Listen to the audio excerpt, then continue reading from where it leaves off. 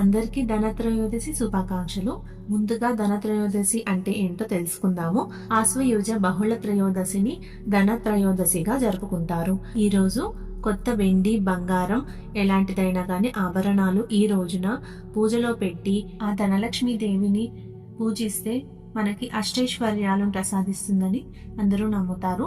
అందుకే ధనలక్ష్మి కుబేరులను భక్తి శ్రద్ధలతో పూజిస్తారు. బంగారం, వెండి కాకుండా ధనత్రయోదశి రోజు ఏ వస్తువు కొనుగోలు చేసినా శుభం జరుగుతుంది అని నమ్ముతారు అందరూ. అమృతం కోసం దేవతలు క్షీరసాగరాన్ని మదించినప్పుడు ధనత్రయోదశి రోజునే లక్ష్మీదేవి ఉద్భవించినట్టు పురాణాలు పేర్కొంటున్నాయి. అందుకే ఈ రోజున తనను పూజించిన వారికి లక్ష్మీదేవి అనుగ్రహిస్తుందని నమ్ముతాము.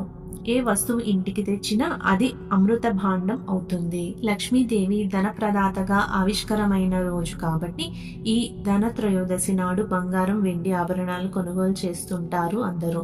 దీంతో ఏడాది పొడవునా తమకు ధనలక్ష్మి కృపా కటాక్షాలు చేకూరుతాయని విశ్వసిస్తారు. ఆర్థిక స్థిరత్వాన్ని అనుగ్రహించే కుబేరుణ్ణి ధనత్రయోదశి నాడు వ్రతాచరణ పూర్వకంగా ఆరాధిస్తారు.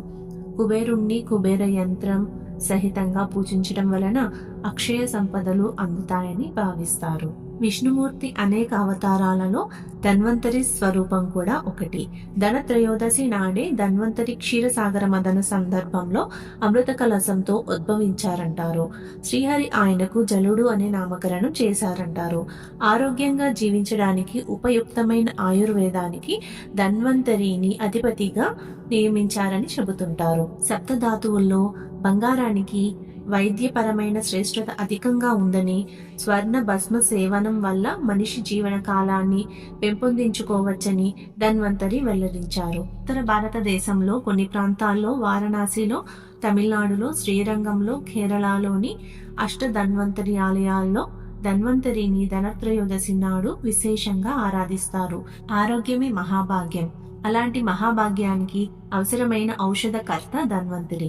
ఆయన కూడా క్షీరసాగర మదనంలో లక్ష్మీదేవి, కామధేనువు, కల్పవృక్షం, ఐరావతం లాంటి దివ్య శక్తులతో పాటు ధన్వంతరి ఆవిర్భవించాడు.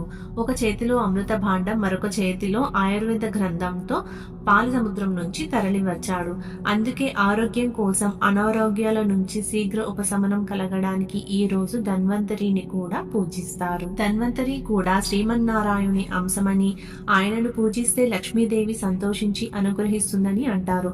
అందుకే ఆయుర్వేద వైద్యులు చికిత్స ప్రారంభించేటప్పుడు ధన్వంతరిని స్మరించుకుంటారు.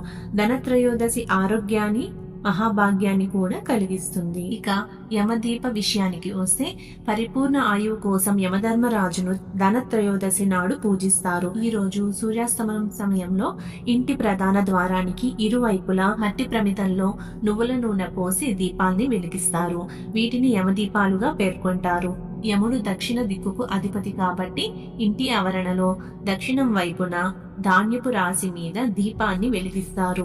ఈ యమదీపం వల్ల సమవర్తి అయిన యముడు శాంతించి అకాల మృత్యువును దరిచేరనీయడని ప్రతీతి. ఈ త్రయోదశి నాడు సాయంత్రం వేళ యమదీపాన్ని వెలిగిస్తూ ఈ మంత్రాన్ని జపించండి. మృత్యునా పాసదండాభ్యాం కాలేన చ మయా సహ త్రయోదశ్యాం దీపదానాత్ సూర్యజః ప్రియతామితి. అందరికీ మంచి జరగాలని కోరుకుంటూ మళ్ళీ కొత్త వీడియోలో కలుసుకుందాం. సర్వే జన సుఖినో భవంతు. ఈ వీడియో నచ్చినట్లయితే తప్పకుండా లైక్ చేసి, షేర్ చేసి, సబ్స్క్రైబ్ చేసుకోండి.